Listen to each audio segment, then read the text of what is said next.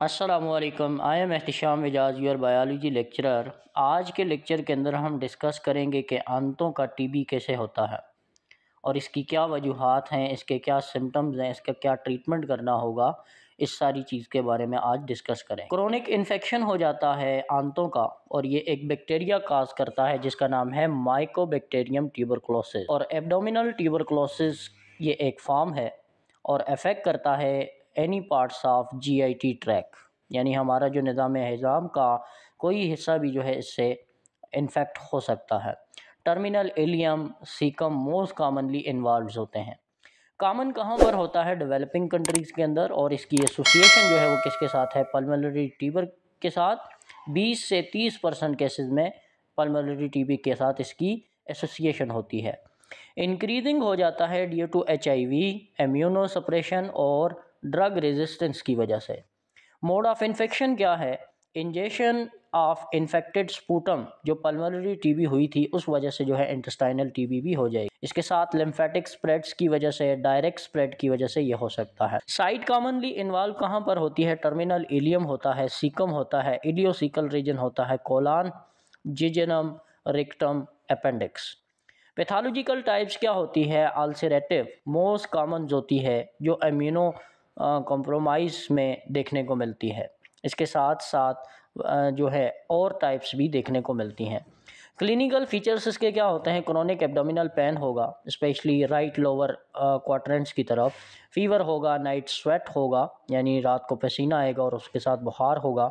Weight loss हो जाएगा। Alter bowl habitat, diarrhoea और कंस्टिपेशन दोनों जो हैं देखने को मिलेंगे। तो इस वजह से हम कहते हैं कि ये इनके मेन कॉमन सिम्टम्स होते हैं कि पेशेंट जब आता है तो वो यही कहता है कि डायरिया भी था और कंस्टिपेशन भी थी। और अगर आज इस तरह के सिम्टम्स आपको ज़ाहिर हो रहे हैं तो आपने फ़ौरन डॉक्टर के साथ रिव्यू करना है। एनोरेक्सिया हो सकता है, पैल्पेबल जो है मास हो सकता है, इंटेस्टिनल ऑब्स्ट्रक्शन हो सकती है और उसके बाद एसाइटिस हो सकता है, यानी पेट के अंदर पानी पड़ जाए। कॉम्प्लिकेशंस क्या हो सकती हैं? इंटेस्टाइनल ऑब्स्ट्रक्शन है, परफोरेशन हो सकती है, फेस्ट्यूला फॉर्मेशन हो सकती है, माल अब्जॉर्प्शन हो सकती है, ब्लीडिंग हो सकती है और स्ट्रक्चर्स जो है यहाँ पर देखने को मिलेगा। डायग्नोसिस टेस्ट क्लिनिकल जो है हिस्ट्री देखनी होगी टीबी की। क्रोनिक सिम्टम्स जो हैं सजेस्टिव ऑफ टीबी देखने होंगे।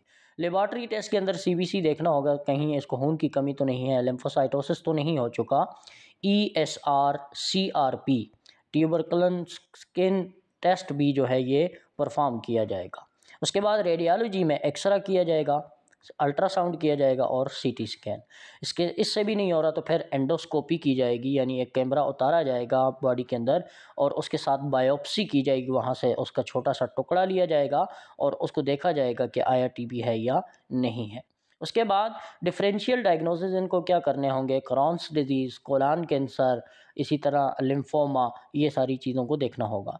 ट्रीटमेंट में इनको एंटी ट्यूबरकुलोसिस जो मेडिकेशंस हैं वो देनी होंगी, जो जिसमें रेमफाइसिन्स आता है, अम्पसिन्स जो होता है ये आता है, इथम्ब्यूटोल आता है। तो ये इनमें एंटी ट्यूबरकुलोसिस मेडिकेशंस है।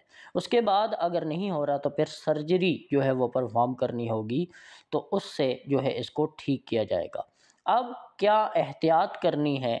एक वैक्सीन आती है जिसका नाम क्या है? BCG vaccine. ये जो है लगानी होगी। स्पेशल कंसंट्रेशन जो है HIV पॉजिटिव पेशेंट्स को जो है को इन्फेक्शन इंक्रीज़ हो जाएगा। ड्रग रेजिस्टेंट टीबी की जो है सेकंड लाइन ऑफ थेरेपी के लिए दी जाएगी। तो आज के लेक्चर की समरी यही है कि आपने किस तरह जो है घर के अंदर टीबी को डायग्नोज करना है। अगर पैचेस और कब्ज़ दोनों एक साथ आ रहे हैं तो इससे मतलब ये है कि आपको इंटेस्टाइनल ट्यूबरकुलोसिस हो रही है और आपने फ़ौरन डॉक्टर के साथ रुजू करना है। आप लोगों को पर्सनल हाइजीन रखनी होगी, यानी सफाई सुथराई का बहुत ख्याल रखना होगा। जब आप वॉशरूम अटेंड करें तो उसके बाद सोप के साथ जो है आपने अपने हैंड्स को वॉश करना है, कोई भी सोप हो वो वैसे भी करना चाहिए। इसके अलावा जो है इन लोगों के बर्तन, यानी जिन लोगों को टीबी हो चुकी है, जब तक ये ठीक नहीं होते इनके बर्तन को अलग कर लें, इनके वॉशरूम को अलग कर लें, इनको मास्क पहनाना चाहिए क्योंकि इसके जो ड्रॉपलेट्स होते हैं वो एयर के अंदर फैल जाते हैं। जिससे इसके पास बैठा हुआ जो पर्सन होगा उसको भी ये टीबी का मर्ज़ लाहक हो सकता है।